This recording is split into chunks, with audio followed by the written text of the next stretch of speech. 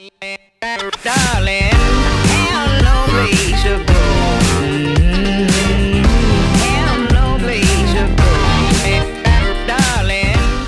est essentiel que les Scouts et Guides de France restent au plus près des évolutions que la jeunesse a au fil des ans. Et il faut qu'on soit toujours prêt à anticiper ces évolutions et pas être à la traîne de ces évolutions. On part de la conviction que chacun, où qu'il soit, a une expertise à partager avec les autres. Tout le mouvement doit être partie prenante de l'évolution du mouvement.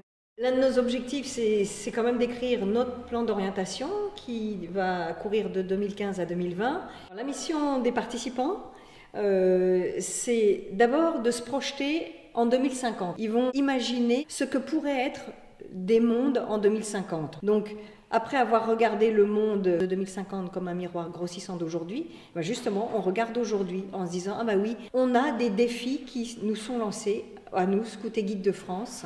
La production des participants, ce seront des défis qui seront organisés dans une cartographie des défis. L'étape suivante, ce sera à partir de l'automne prochain, dans les assemblées territoriales, se dire, eh bien, ces défis, comment est-ce qu'on va les relever? On a aussi des intervenants qui viennent nous aider à réfléchir.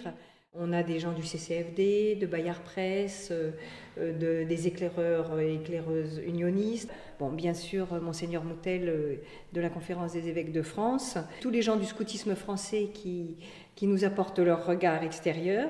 On a voulu faire quelque chose de très large, que notre regard ne soit pas scouto-centré. Darling,